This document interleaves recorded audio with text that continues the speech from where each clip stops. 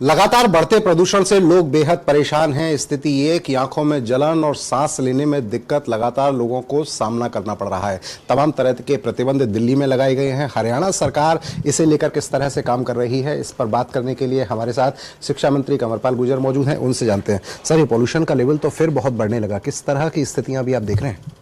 देखिए, बहुत बड़ी समस्या है वाकई पॉल्यूशन की। और अभी मैं जैसे आया फरीदाबाद में तो यहाँ काफ़ी बड़ा हुआ भी है। और अभी मैंने अपने जो पॉल्यूशन के अधिकारी थे उनको भी बुलाया मैंने, और उनको भी मैंने निर्देश दिए हैं कि अगर कहीं भी इस प्रकार की, क्योंकि मुझे कहीं कंप्लेंट मिली थी इस प्रकार की कि कोई भट्ठी वगैरह चला रहा, तो मैंने उनको आज ही कहा है कि उसको रोक लगनी चाहिए बिल्कुल इस प्रकार से। और दूसरा, सड़कों के ऊपर सफाई पूरी तरीके से होनी चाहिए। कहीं भी इस प्रकार का धूल नहीं होना चाहिए जिससे वाहन के चलने से धूल और बढ़े, क्योंकि उससे भी पॉल्यूशन काफ़ी बड़ी मात्रा में बढ़ता है। और उनसे मैंने ये भी कहा कि पानी का छिड़काव होना चाहिए। अभी कहा कि हमारे पास 7 गाड़ियाँ नगर निगम ने दी हैं हमें, लेकिन हमने कहा कि गाड़ियों की संख्या बढ़नी चाहिए। उनसे अभी बात करो और वो संख्या बढ़नी चाहिए। और ये धूल मिट्टी जो उड़ती है बिल्कुल भी उड़ती नज़र कहीं आनी नहीं चाहिए। तो एक तरीका है उसका कंट्रोल करना, हमारा प्रयास है। जो हमारा निर्माण कार्य जिस प्रकार के चल रहे थे बिल्डिंग के, उन पर भी हम रोक लगा रहे और उसको भी रोकेंगे। लेकिन साथ साथ मैं समझता हूँ कि इसका समाधान जो है जागरूकता है। हम मिलके, केवल अगर कुछ लोग ये सोचते हैं कि सरकार का काम है, मेरी तो कोई ड्यूटी नहीं है, सरकार इसको सारा कंट्रोल कर लेगी, तब मेरा हाल कंट्रोल नहीं। अगर मैं, हर आदमी अपने अपने जिम्मेदारी लेगा कि भाई इसको पॉल्यूशन को बढ़ने से रोकने की जिम्मेदारी मेरी भी है। और कहीं भी इस प्रकार की अगर कई गतिविधियां हैं उन पे भी सामाजिक तौर पे भी रोक लगे, जाके भी लोग कहें उनसे कि भाई गलत कर रहे हैं आप, ये सरकार से भी कंप्लेंट करें और अपने आप भी उससे बचाव रखें, तो मैं समझता हूँ उसका समाधान हो सकता है। और ये केवल किसी एक उस व्यक्ति के लिए खतरनाक नहीं, सबके लिए खतरनाक, जो भी उस एरिया में रहते हैं। हर आदमी को परेशानी का सामना करना पड़ता है। जैसे अभी आपने मुझे कहा कि आपने अपने आप को खांसी से कैसे विचार किया, मेरे भी नहीं खांसी, तो आपको मेरी और दूसरे लोगों को, मुझे कई लोग मिले उनको जुकाम, खांसी, इस प्रकार की बहुत समस्याएं जिसकी वजह से है, और वो हर आदमी के लिए समस्या है। तो हम सब मिलकर अगर इसमें काम करेंगे तो मैं समझता हूँ समस्या का समाधान होगा। जहां तक सरकार की ड्यूटी है, सरकार भी अपनी पूरी करेगी। मंत्री जी, कमाल की बात यह है कि जैसे ही सर्दी का मौसम आता है, ये जो हो रहा है ना पॉल्यूशन, ये ऐसा नहीं है कि इस बार हो रहा है। हर बार सर्दियों में हम ये हालात देखते हैं। जैसे ही सर्दियों की शुरुआत होती है ये स्थिति सामने आती है लगातार। उस समय हम बात करते हैं कि काबू पाएंगे, कहाँ कमी रह रही है, क्यों काबू नहीं पा रहे? हर बार अगर यही हालात देखने को मिले तो ये इसका जिम्मेदार किसे माना जाए? केवल आम आदमी जिम्मेदार हो या सरकार जिम्मेदार हो? कमी किस लेवल पर है? नहीं, देखिए, जिम्मेदार तो सारे मिलके ही हैं इसमें, केवल एक पक्ष तो जिम्मेदार नहीं है। पर क्योंकि जिम्मेदारी सरकार को ज़्यादा दे रखी तो सरकार की ड्यूटी बड़ी है आम आदमी से। जागरूक तो आम आदमी को भी होना चाहिए, लेकिन सरकार की ड्यूटी बड़ी है। तो हम ज़्यादा जिम्मेदारी हमारी है कि हम इसको कंट्रोल करने के लिए ज़्यादा प्रयास करें, और उसके लिए हम प्रयास कर भी रहे हैं। और मैं समझता हूँ अभी जैसे पेड़ लगाना, दूसरे देश, इन की तरफ भी हमें ध्यान देना चाहिए। और पॉल्यूशन को कम से कम, कई बार क्या होता है कि हम बिना बात के भी पॉल्यूशन का काम कर देते हैं। जैसे इकट्ठा हमने कचरा इकट्ठा कर लिया, उसमें प्लास्टिक भी, और हमने उठा के उसमें आग लगा दी।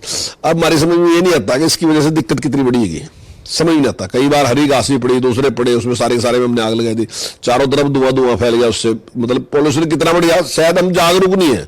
मैं ये नहीं कहता कि वो जानबूझ के कर क्या, उसने वो जागरूक ही नहीं, उसको पता ही नहीं कि मैंने कर क्या दिया। तो ये जो अनजानपना है, जो मतलब चिंता नहीं है जिस बात की, तो वो इस समस्या का बहुत बड़ा एक कारण है। तो हम उसके प्रति भी जागरूक रहना चाहिए। और इंडस्ट्री में भी हमारी सबकी ड्यूटी है, चाहे हम इंडस्ट्री चला रहे, लेकिन मेरी समाज के प्रति भी जिम्मेदारी है। आप पैसा कमाओ, ये बड़ी खुशी की बात है, आपकी इंडस्ट्री तरक्की करे, ये भी खुशी की बात है, लेकिन आप कोई ऐसी परिस्थितियां पैदा ना करो जिससे आम आदमी को दिक्कत हो। उस पर रोक लगाने की सरकार की जिम्मेदारी है, लेकिन मैं समझता हूँ सरकार की जिम्मेदारी आनी नहीं चाहिए। मतलब मुझे अपने आप इतना जागरूक होना चाहिए कि मैं ही उसका नियमों का पालन करूं। सर, जगह जगह कूड़े भरे पड़े हैं, कूड़े का निस्तारण पूरी तरह नहीं हो पा रहा। जो कंपनी लगी है कूड़ा हटाने के लिए वो काम नहीं कर रही है, लोग चारों तरफ परेशान है। आप फरीदाबाद में कहीं निकल कर देखिए, जगह जगह कूड़े के ढेर हैं। ऐसी स्थिति में केवल आम आदमी पर जिम्मेदारी डालने से तो काम नहीं चलेगा। जिम्मेदार अधिकारियों को क्या कहना चाहेंगे? नहीं, मैंने आम आदमी जिम्मेदारी नहीं डाली। देखिए, मैंने सरकार की जिम्मेदारी पहले ली, उसका सहयोग मांगा, मैंने आम आदमी का सहयोग मांगा। तो मैंने ये नहीं कहा कि आम आदमी की जिम्मेदारी, हमारी जिम्मेदारी तो हमारी है। लोगों ने जब वोट देके हमें बनाया तो जिम्मेदार तो हम हो गए पहलों, हमारी ड्यूटी पहले है, पर जनता का सहयोग चाहिए। जनता के सहयोग के बिना तो सफल हम भी नहीं हो सकते।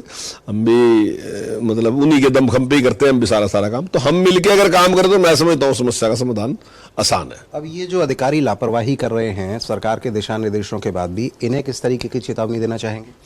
नहीं, मैंने अभी बुलाया कि इस बात को कहा है कि अगर कहीं भी इस प्रकार की घटना है तो आज सुबह ही मुझे खबर मिलनी चाहिए कि आपने कार्रवाई कर दी, और निश्चित तौर से उनके खिलाफ कार्रवाई करेंगे। अच्छा, ये तो बात की हमने जनरल। अब बात करते हैं बच्चों की। चूंकि शिक्षा मंत्री हैं आप, स्कूल खुले हुए हैं, तमाम स्थिति जो आ रही है, तमाम जो एक्सपर्ट्स हैं वो एडवाइस कर रहे हैं कि ऐसी स्थिति में स्कूल में बच्चों के लिए भी चिंता हो सकती है। सांस की दिक्कत लगातार लोगों को आ रही है, तमाम तरीके की आंखों में जलन की शिकायत आ रही है। सरकार ने स्कूल बंद करने को लेकर कोई निर्णय लिया है, या फिर बच्चों के लिए किस तरह से इंतजाम किए हैं कि बच्चे भी सुरक्षित रह पाए?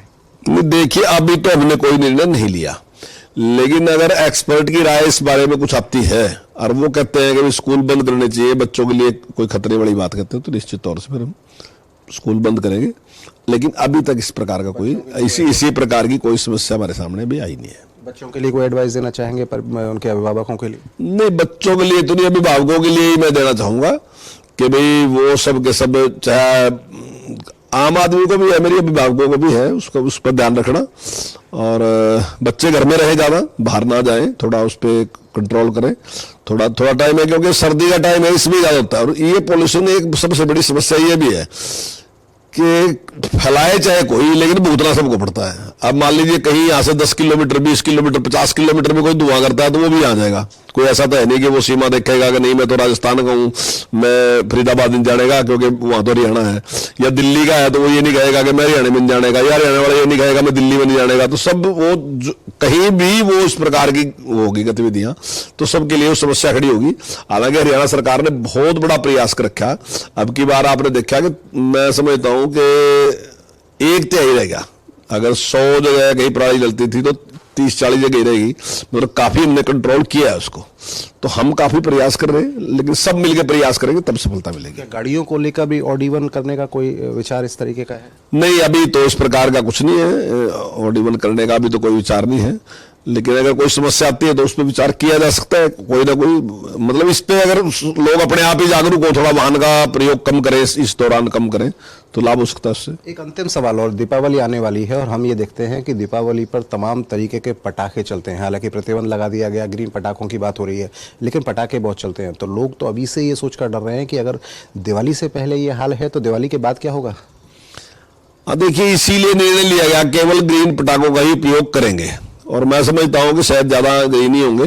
लेकिन दिल्ली और फरीदाबाद कुछ यहाँ इतना है कि अभी हमें थोड़ा इससे बचाव रखना चाहिए, और हमें देखना चाहिए कि परिस्थितियां किस प्रकार की हैं। हमारे यहाँ दीपावली जो थी ना जी, वो हवन से और दीपक जला के होती थी, तो उससे पोल्यूशन नहीं होता, उससे बल्कि पोल्यूशन कंट्रोल होता है, ऐसा वैज्ञानिक भी मानते हैं। पहले तो नहीं था, पर लेकिन अब वैज्ञानिक भी मानते हैं उससे कंट्रोल होता है।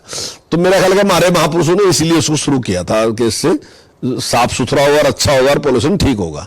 लेकिन बीच में फिर पटाखों का भी आएगा। अब एक दौर है पटाखों का, लेकिन हमें कोशिश करनी चाहिए कि अगर पोल्यूशन ज्यादा है तो उसको टालना चाहिए। इस तरीके को ऐसा कोई काम नहीं करना चाहिए जिससे पोल्यूशन बढ़ता हो। तो ये कंवरपाल गुर्जर है, साफ तौर पर एक बात को कह रहे हैं कि पॉल्यूशन को बढ़ते हुए देखकर अधिकारियों की मीटिंग ली है। अधिकारियों को समझा दिया गया है कि अगर किसी भी तरीके की लापरवाही बरती गई तो उनके खिलाफ सख्त कार्यवाही होगी। इसके साथ साथ वो कह रहे हैं कि अभिभावक इस बात का ध्यान रखें कि वो आसपास अपने बच्चों को पॉल्यूशन से बचा कर रखें। उसके लिए तमाम जो एक्सपर्ट्स हैं उनकी एडवाइजरी पर ध्यान बनाकर रखें। इसके साथ साथ एक बात और वो कह रहे हैं कि स्कूल बंद करने जैसा निर्णय अभी तक नहीं लिया गया है, लेकिन सरकार इसको लेकर पूरी तरह तैयार है कि अगर एक्सपर्ट इस तरह की एडवाइस देंगे तो वो स्कूल बंद करने का भी निर्णय ले सकते हैं। दीपक गौतम, सूर्य समाचार, फरीदाबाद।